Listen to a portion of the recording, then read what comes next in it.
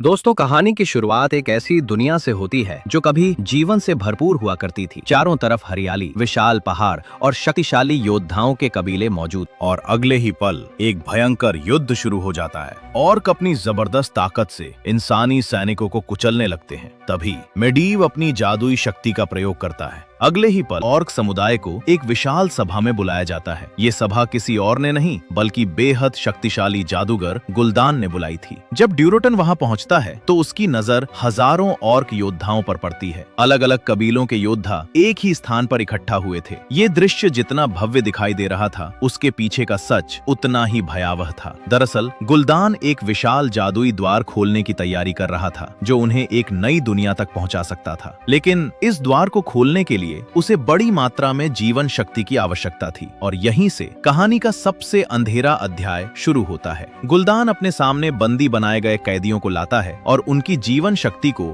Fail magic के जरिए खींचना शुरू कर देता है। अगले ही पल उन लोगों के शरीर सूखकर कंकाल जैसे हो जाते हैं। ये देखकर कई ऑर्क डर जाते हैं, लेकिन गुल्दान की शक्ति के सामने कोई भी बोलने की हिम्मत नहीं करता। फिर वो घोषणा करता है कि दूसरी दुनिया में नया घर मिल चुका है और अब सभी ऑर्क उस दुनिया पर कब्जा करेंगे। इसके बाद कुछ चुनिंदा योद्धाओं को जादुई द्वार के भीतर भेजा जाता है। उधर दूसरी तरफ एक नई दुनिया मौजूद थी जिसका नाम था एजरोथ। ये इंसानों का साम्राज्य था जहां कई वर्षों से शांति बनी हुई थी। राजा लेन अपने राज्य स्टॉर्म विंड पर शासन कर रहा था और उसके सबसे भरोसेमंद सेनापति एंडुइन लोथार थे। लेकिन उन्हें बिल्कुल भी अंदाजा नहीं था कि एक भयानक तूफान उनकी दुनिया की तरफ बढ़ रहा है। तभी जंगल के पास स्थित एक सैनिक चौकी रहस्यमयी तरीके से नष्ट हो जाती है। जब सैनिक वहां पहुंचते हैं तो उन्हें केवल लाशें दिखाई देती हैं। ऐसा लगता था जैसे किसी विशाल राक्षस ने हमला किया हो। तभी वहां एक युवा जादूगर पहुंचता है जिसका नाम था खड़गार। वो लाशों की जांच करते हुए एक अजीब हरे रंग की ऊर्जा महसूस करता है। ये वही फेल मैजिक थी। अब खड़गार को यकीन हो जाता है कि कोई बहुत बड़ा खतरा एजरोथ में प्रवेश कर चुका है। इसी बीच जंगलों में ऑर्क योद्धा इंसानी गांवों पर हमला करना शुरू कर देते हैं। लोगों को बंदी बनाया जाता है और पूरे गांव जलाकर राख कर दिए जाते हैं। चारों तरफ अफरा तफरी मच जाती है। ये खबर स्टॉर्म विंड पहुंचते ही राजा तुरंत संसार के सबसे शक्तिशाली रक्षक मेडीव को बुलाता है। मेडीव कोई साधारण व्यक्ति नहीं था। कहा जाता था कि उसकी शक्ति हजारों सैनिकों के बराबर है। जब मेडीव फेल मैजिक का नाम सुनता है, उसके चेहरे का रंग तुरंत बदल जाता है, क्योंकि वो इस शक्ति के बारे में अच्छी तरह जानता था। अगर इसे नहीं रोका गया तो पूरी दुनिया विनाश की आग में जल सकती थी। अब इंसानों की सेना जंगल की ओर बढ़ती है, लेकिन उन्हें बिल्कुल भी नहीं पता था कि वहां उनका सामना किस चीज से होने वाला है। अचानक पेड़ों के बीच से विशालकाय ऑर्क योद्धे निकल आते हैं। उन्हें देखकर सैनिकों के होश उड़ जाते हैं, क्योंकि उन्होंने पहले कभी ऐसे भयानक जीव नहीं देखे थे। उनके लिए ये किसी डरावने सपने से कम नहीं था। और फिर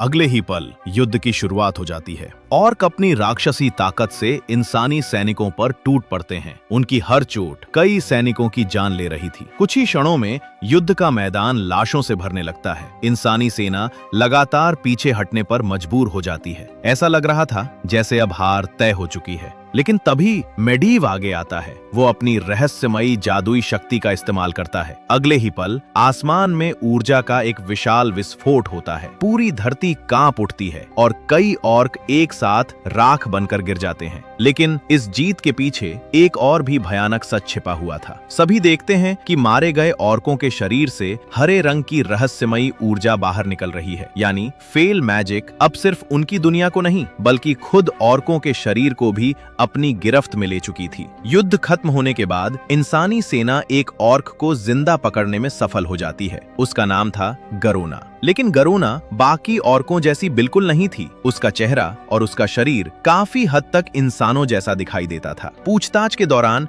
वो एक ऐसा राज बताती है जिसे सुनकर वहां मौजूद हर इंसान के होश उड़ जाते हैं। वो बताती है कि ऑर्क इस दुनिया के रहने वाले नहीं हैं। उनकी अपनी दुनिया पूरी तरह बर्बाद हो चुकी है और अब गुल्दान पूरी ऑर्क सेना को एजरोथ में लाने की तैयारी कर रहा है। ये सुनते ही राजा और उसके सभी सलाहकारों के पैरों तले जमीन खिसक जाती है, क्योंकि अभी तक केवल कुछ हजार ऑर्क ही इस दुनिया में आए थे। लेकिन अगर पूरी सेना आ गई तो इंसानों के लिए जिंदा बच पाना लगभग नामुमकिन हो जाएगा। लेकिन सबसे बड़ा झटका अभी बाकी था। गरुणा बताती है कि गुलदान एक विशाल जादुई द्वार तैयार कर रहा है और उस द्वार को खोलने के लिए इंसानी कैदियों की जीवन शक्ति का इस्तेमाल किया जाएगा। यानी जिन गांव वालों को बंदी बनाया गया था वे सिर्फ कैदी नहीं थे बल्कि एक भयानक बलि बनने वाले थे। और यहीं से कहानी ऐसे मोड़ पर पहुंचती है जहां इंसानों और औरकों दोनों की किस्मत हमेशा के लिए बदलने वाली थी।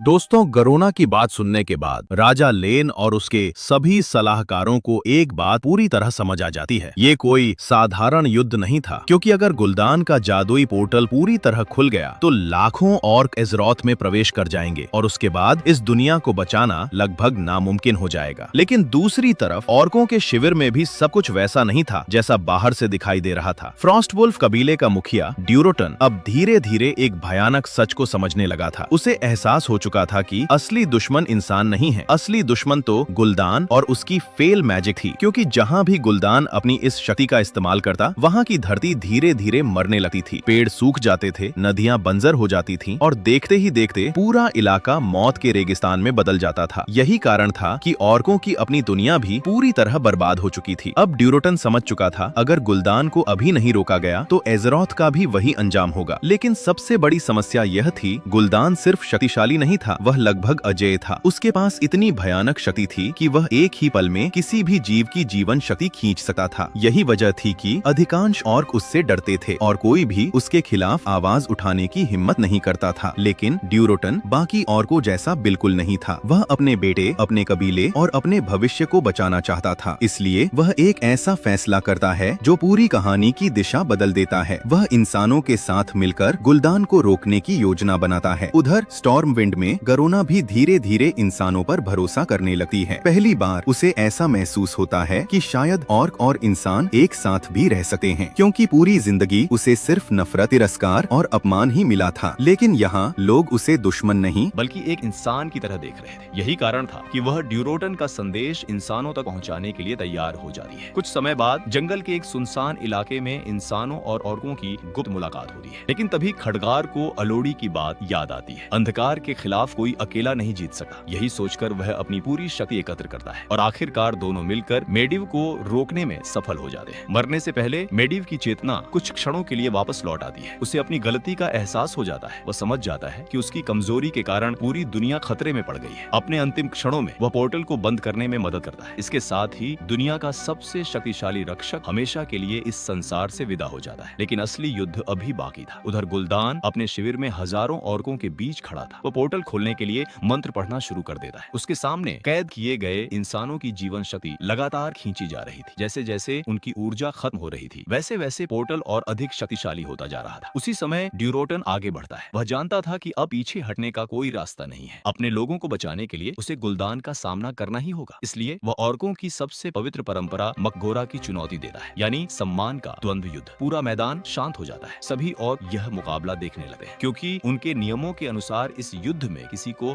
हस्तक्षेप करने की अनुमति नहीं थी। शुरुआत में ड्यूरोटन शानदार लड़ाई लड़ता है। उसकी बहादुरी देखकर कई ऑर्क उसके समर्थन में खड़े होने लगते हैं। लेकिन गुलदान सम्मान और नियमों में विश्वास नहीं करता था। उसे केवल शक्ति चाहिए थी, इसलिए वह चोरी से फेल मैजिक का उपयोग करता है। अगले ही पल वह ड्यूरोटन की जीवन शक्ति खींच लेता है। पूरा मैदान स्तब्ध रह जाता है, क्योंकि यह ऑर्क परंपरा के खिलाफ था। लेकिन अब बहुत देर हो चुकी थी। ड्यूरोटन अपने लोगों और अपने बेटे का भविष्य बचाने की कोशिश करते हुए वीर गति प्राप्त कर लेता है। उसकी मौत देखकर कई और पहली बार गुलदान के खिलाफ खड़े हो जाते हैं। अब उन्हें समझ आने लगा था कि उनका असली दुश्मन कौन है। इसी बीच लोथार, खडगार और इंसानी सेना युद्ध के मैदान में पहुंच जाती है। अगले ही पल एक विशाल युद्ध शुरू हो जाता है। चारों तरफ तलवारें टकराने लगती हैं, घोड़े दौड़ने लगते हैं, तीर आसमान को ढक लेते हैं और पूरा युद्ध क्षेत्र खून से भर जाता है। लेकिन इसी दौरान एक और दुखद घटना होने वाली थी। राजा लेन समझ चुका था कि इंसानों और ऑर्कों के बीच शांति स्थापित करने का एकमात्र तरीका बलिदान है। वह जानता था कि अगर ऑर्क उसे युद्ध में हराते हैं तो शायद भविष्य भविष्य में दोनों जातियों के बीच बातचीत की संभावना बची रह सकती है। इसी कारण वह गरोना के सामने एक ऐसा प्रस्ताव रखता है जिसकी किसी ने कल्पना भी नहीं की थी। वह उससे कहता है कि वह उसे मार दे। गरोना ये सुनकर टूट जाती है, क्योंकि पहली बार किसी इंसान ने उस पर भरोसा किया था। लेकिन राजा अपने निर्णय से पीछे नहीं हटता। उसका मानना था कि उसका बलिदान भविष्य में हजारों लोगों की जान बचा सकता है। आखिरकार भारी मन से गरोना वही करती है जो राजा चाहता था। अगले ही पल राजा लेन की मृत्यु हो जाती है। यह दृश्य पूरी कहानी के सबसे